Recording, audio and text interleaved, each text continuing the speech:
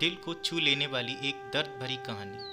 कल्पना एक मध्यम वर्गीय परिवार से थी जिसने अपनी स्नातक की पढ़ाई पूरी कर ली थी और अब वो अपने घर पर ही छोटे बच्चों को ट्यूशन पढ़ाती थी।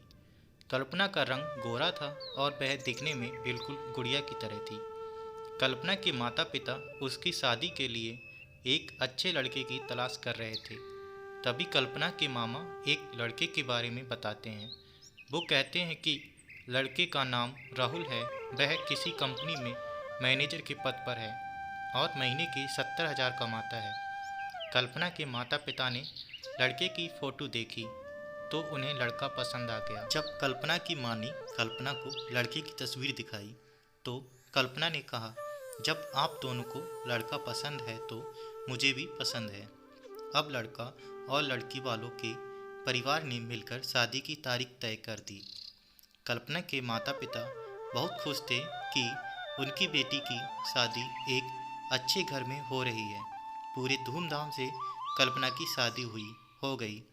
अब कल्पना अपने बचपन के घर को छोड़कर एक नए घर में चली गई। कुछ दिन तो कल्पना को अपने माता पिता और अपने घर की बहुत याद आई। कल्पना की शादी के अब महीने बीत गए हैं। अब उसके पति राहुल पहले जैसा व्यवहार कल्पना के साथ नहीं करता था। कल्पना से वो चिड़चिड़ा सा रहता था। राहुल ने अब पहले जैसा कल्पना को प्यार नहीं करता था और ना ही उसकी बातों को मानता था। कल्पना को समझ नहीं आ रहा था कि वो क्या करे। वो बस रोकर अपने दर्द को कम करने की कोशिश करती थी। एक दिन कल्पना को पता चला कि राहुल सिगरेट पीने के बहाने छत पे जाता है और किसी लड़की से बातें करता है।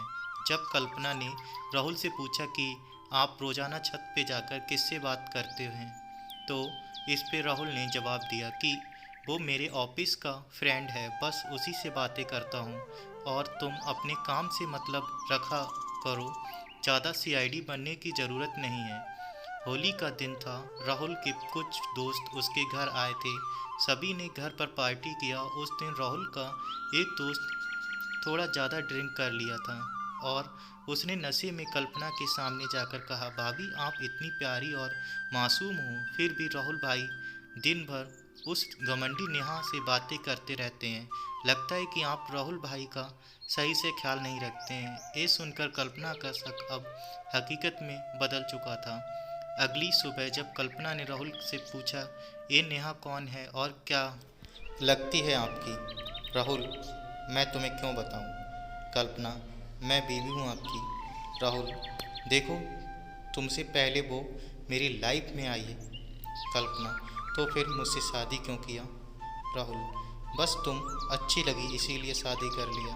कल्पना, अब तुम देखना मैं कमीनी लड़की को कैसे सबक सिखाती हूँ। नेहा को कल्पना ने कमीनी कहा तो राहुल ने गुस्से में कल्पना को बहुत मारा और उसे कमरे में बंद कर दिया। कल्पना की सास को सब पता था, फिर भी वह अपने बेटे के सामने एक शब्द भी नहीं बोलती थी।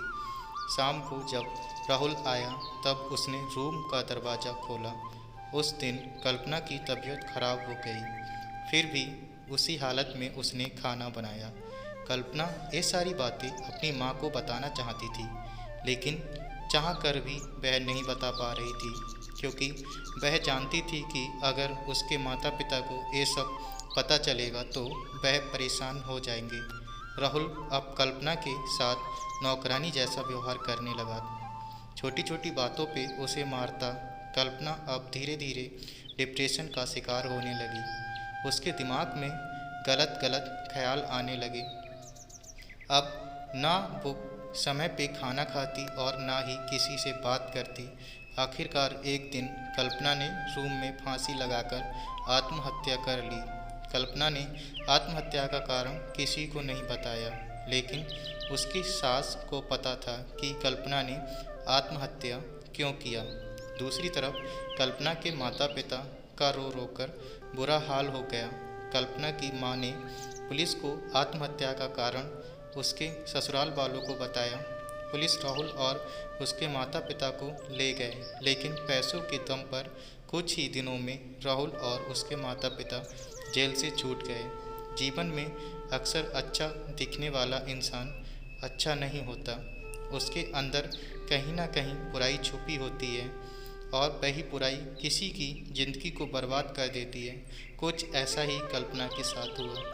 साथियों, कहानी आपको कैसी लगी कमेंट बॉक्स में जवाब दें। चैनल को सब्सक्राइब जरूर करें, वीडियो को लाइक करें।